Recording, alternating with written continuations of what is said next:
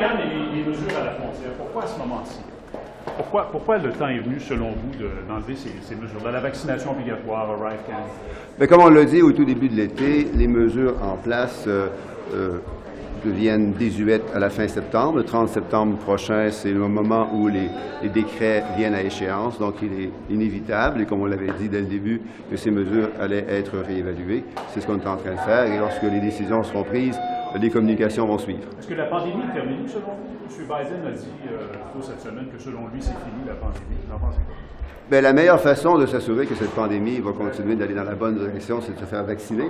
On a un vaccin maintenant qui s'appelle le vaccin bivalent, qui est encore meilleur que les vaccins qu'on avait avant. Donc, j'encourage tous ceux qui nous écoutent à aller chercher ce vaccin bivalent. Je l'ai reçu moi-même il y a une dizaine de jours.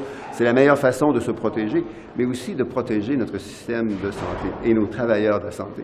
Donc, si quelqu'un n'est pas sûr si la pandémie est terminée, je l'invite à aller visiter un hôpital et il va constater... Bien, je connais des infirmières, je connais des médecins, j'en ai rencontré de très nombreux durant les dernières semaines et les derniers mois, y compris à Québec et au Québec. Notre système de soins de santé a besoin d'aide. Ce qui est plus important, c'est que nos travailleurs ont besoin d'aide. Les prochains mois vont être difficiles, on le sait. Ils sont fatigués, la grippe va revenir, la COVID n'est pas terminée, donc on a besoin de prendre soin de soi-même, mais aussi de prendre soin des travailleurs de la santé qui, eux, prennent soin de nous. Merci. Mr. Boissonneau, can you tell us, are you considering getting rid of the vaccine mandate for travel and making the ArriveCan app optional? Look, as Minister of Tourism, I've always said that I want to have a frictionless border, but we also have to make sure that safety first, then travel.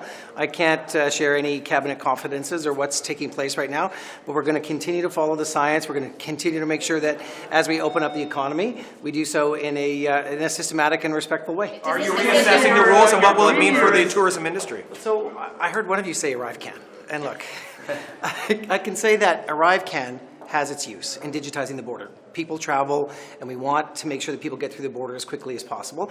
Having that digitized border is going to help us bring more people to the country, and so it has a place here in Canada. But again, frictionless border, let's make sure we're welcoming as many tourists across the border as we can, and tourists from around the world.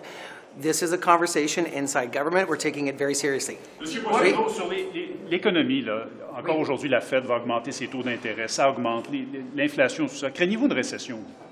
Regarde, ici au Canada, je pense qu'on a le bon équilibre entre les investissements et le devoir qu'on a pour combattre l'inflation. Ici au Canada, ça c'est la responsabilité de la Banque du Canada. Notre responsabilité, c'est de rendre le coût de la vie plus abordable. Et les mesures qu'on a mises en place hier, ça représente un millième de la taille de l'économie. Et donc, ça, c'est pourquoi je sais qu'en donnant de l'aide aux Canadiens, 11 millions de Canadiens, on ne va pas augmenter l'inflation avec les mesures qu'on a annoncées hier. Je pense que l'économie au Canada fait très bien. On est la plus grande croissance dans le G7 et on a le plus bas déficit dans le G7. Donc, pour le moment, l'économie du Canada va bien et on répond dans ce qui concerne le coût de la vie pour les gens. Does the decision to review this vaccine mandate have anything to do with the Conservative leadership decision?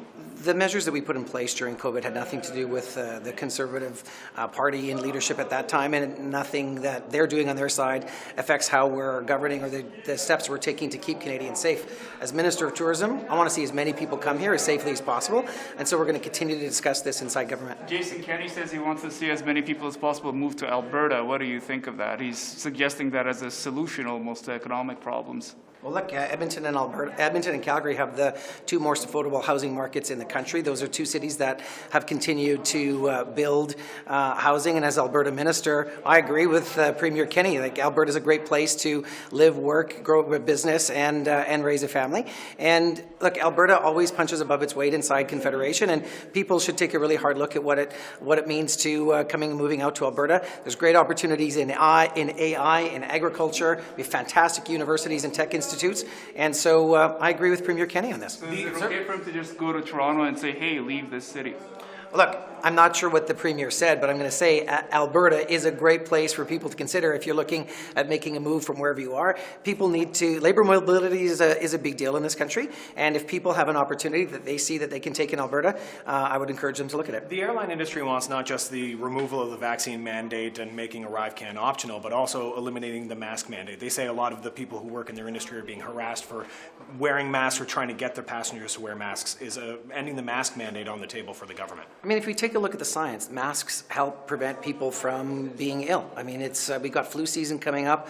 We're still living in post-acute phase of the pandemic, and we want to make sure that people are safe. And so all of these issues are being discussed inside government. And look, when there's an announcement or when there's a threshold that is met, you in the press gallery will be the first to know. Last question. We're all standing here in a tight bunch not wearing masks. What's different? Well, some of you are wearing masks, and I had masks on earlier today, and I can say that there is science that shows that mask is the first defense. You've heard many chief medical officers of health say that. And again, back to the Minister of Tourism hat, I want to see a frictionless border and as many people here coming here as possible. Thanks, everyone. Joe Biden that the pandemic is over? The pandemic's not over. The acute phase of the pandemic, I'm hoping, is over, and we're still going to have to watch the numbers very carefully. In the United States, still 400 people a day are dying. I don't have the numbers for Canada, but we're not out of the global pandemic yet, and we all still have to be prudent. Merci tout le monde. Bye-bye. Thank you. Why remove ArriveCan at this point? Look, first of all, ArriveCan is a critical tool to process travelers with the requirement of the vaccine mandate. So we're asking, it's a tool that helps process arrivals as they arrive. So you want to keep it mandatory beyond September 30th? There's no decision has been made. We are, as we've said all No along, final decision's been made, but- we're constantly assessing the situation and making decisions based on the information. So you think it should remain beyond September 30th? Est-ce que c'est le temps maintenant de dire bye-bye à ArriveCan puis aux exigences à la frontière?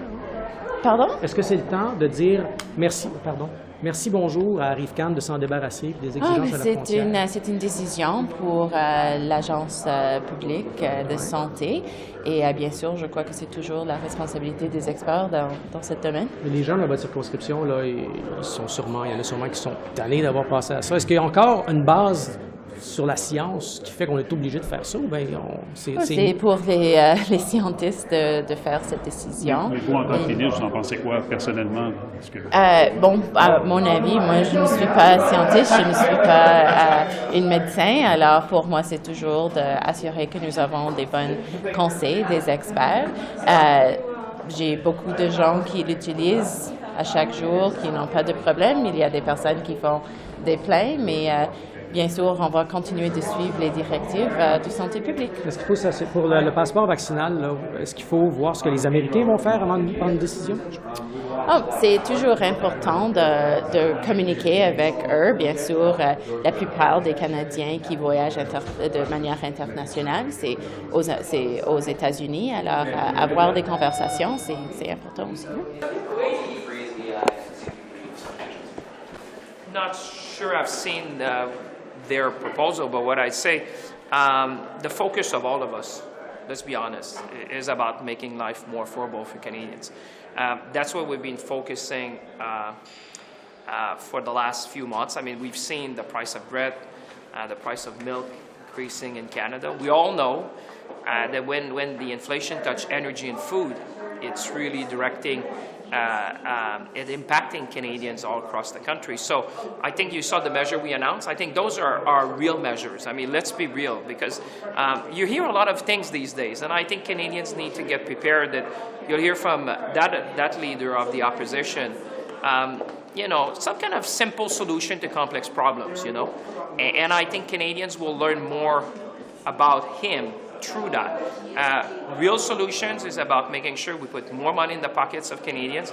We work on the supply chain. You've seen me trying to onshore things because we know that a lot of the inflation is not demand-driven, but is supply-driven. So we're going to keep working on that, providing real solution for Canadians, because we know that what's hurting Canadians is it's every month when they see their paycheck and what it costs them to live. Les gens d'affaires en ont assez du passeport vaccinal pour voyager, en ont assez d'ArriveCan. Est-ce qu'il est temps qu'on revoie cette façon-là de Je fonctionner? pense qu'on est toujours à revoir les meilleures mesures. Vous savez, je suis un de ceux qui est à l'aéroport souvent dans les avions. J'écoute les gens, j'écoute les voyageurs, les voyageuses. Les gens d'affaires, ils vous disent quoi? Ben, les gens nous disent, écoutez, il y a deux choses. D'abord, les gens veulent qu'on ait les bonnes mesures en place pour s'assurer qu'on n'ait pas besoin de retourner à ce qu'on a vécu. Donc, il y a cet enjeu-là. Les gens sont très conscients de ça. Mais en même temps, les gens veulent que les choses évoluent en fonction du risque qu'on est capable de voir au niveau, par exemple, de la santé et sur les vaccins. Donc, est-ce que c'est le moment de changer le 30 septembre? Moi, je pense qu'il faut toujours être à l'affût des conditions sanitaires, du risque qu'on a avec la COVID, puis de s'adapter en conséquence, parce que c'est ça que les gens s'attendent de nous. Je peux vous dire, c'est ça qu'on fait. On revoit ça régulièrement parce qu'on est très conscient de ce que ça veut dire pour les voyageurs.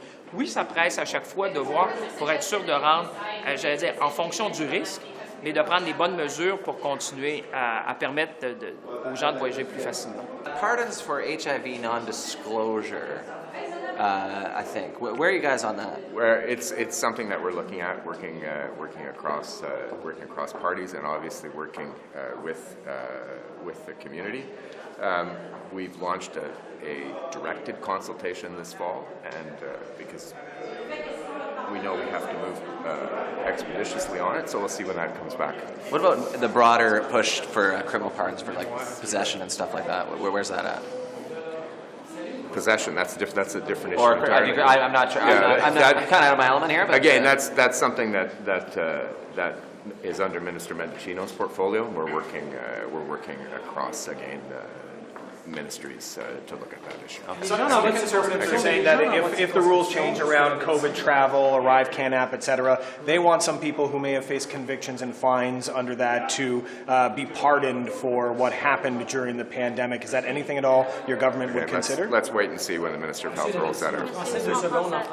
Les gens dans votre circonscription qui sont tannés des passeports vaccinaux pour pouvoir voyager par avion, qui sont tannés d'ArriveCan, qu'est-ce que vous leur dites? Comme gouvernement, on est en train d'agir d'une façon prudente. On suit les sciences et je crois que le ministre de la Santé a le dossier en main et on attendra d'autres nouvelles. Est-ce que la science a changé? Est-ce que c'est le temps d'enlever ça? What do you think of the by the NDP targeting Mr. Poilievre? Like he's in it for himself. I think each political party will make their choice on how they want to present their platform and their ideas, and they're welcome to do that. I don't really have a thought on it. But he's like the NDP is like a partner of not the coalition. I mean, you watched a different question period than I did yesterday. I mean, look, we have a supply and confidence agreement, and within that, we're working to get a number of different priorities done. But we're still two very different parties that clash regularly with very different ideas on many different aspects of where to take the country. So they're going to continue, I think, to behave their own way, doing their own thing. I will observe that as I observe any political party. What do you make of the fact that they're lying? He's not in it for himself. Is the same that they use against Mr. Madden?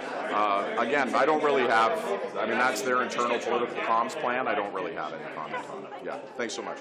There's a story today that some fake documents were sent to an Afghan family who was trying to come to Canada. What's your department doing about that? So I became aware of this some time ago, and we asked our department to look into the letters because we expected they may not have been issued by the Government of Canada. Our investigation confirmed that, in fact, the letters were not authentic, so we referred them to law enforcement to look further. I'm not concerned that there's some widespread fraud here.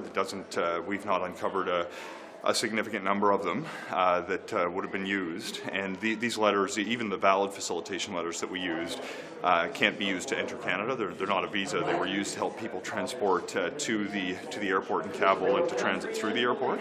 But it's a very serious thing when you're dealing with letters that are purported to be from the Government of Canada when in fact they weren't issued, and that's what we've done to look into it. Do you think this undermines the attempts or the work that Canada is doing to try and help get Afghans out of the country and to Canada? It's important that people have faith that the documents being issued are in fact authentic. I have concerns any time that we learn that there are any sort of communication, particularly when you're dealing with something as sensitive as the movement of people who are trying to escape such vulnerable circumstances. circumstances that people might not be able to rely on documents they've received. The documents that are legitimate have been, in all instances, issued by the Government of Canada, typically Global Affairs or IRCC, back last summer. But it's, I think if I take some faith about people's belief in the program, we've now welcomed nearly 20,000 Afghan refugees. We're seeing people arriving regularly on chartered flights from different countries in the surrounding region. And we're going to keep working to make good on our commitment to resettle at least 40,000 Afghan refugees. Tajikistan is deporting Afghan refugees. Tajikistan is deporting Afghan refugees 5 out seconds. of the country Very quickly, and I'll have to run. Okay. So I understand this is extremely concerning. Anytime you hear about people who are going to be deported back to circumstances like those that exist in Afghanistan, my understanding is deportations from Tajikistan have stopped. We do have, just last week, I believe it was our 7th chartered flight from Tajikistan has now landed in Canada. We have several more in the next number of weeks. We're going to do everything we can to continue to move people, but my understanding is, at least for now, that the deportations from Tajikistan have stopped. And what will you do about the ones that have been deported back? We're going to work with our counterparts in Global Affairs to do everything we can to ensure anybody who qualifies for Canada's program is still able to make it to Canada. Of course, there are operational challenges on the ground given the circumstances in Afghanistan that make this more difficult than any refugee resettlement initiative that we've ever been a part of, but we're not going to give up on these people. I do have to run into caucus. We're a bit late. Thanks very much, everyone. Un sondage demandé par Hockey Canada sont des parents, savoir quel est l'impact, qu'est-ce qu'ils pensent de ce qui se passe actuellement. Vous en pensez quoi? Ben, j'ai trouvé que c'est une question qui était plutôt biaisée, qui cherchait à faire porter le blâme de toute la tourmente dans laquelle Hockey Canada est plongé sur les médias plutôt que sur leur propre gestion de la crise. Évidemment, moi, je m'attends à ce que Hockey Canada fasse plus qu'une opération de relations publiques puis qu'on voit des résultats concrets. C'est pas un sondage comme ça qui démontre les actions qui sont prises. Ça vous paraît inapproprié? Ça me paraît tout à fait inapproprié, puis ça me semble faire partie d'une action de relations publiques. Merci.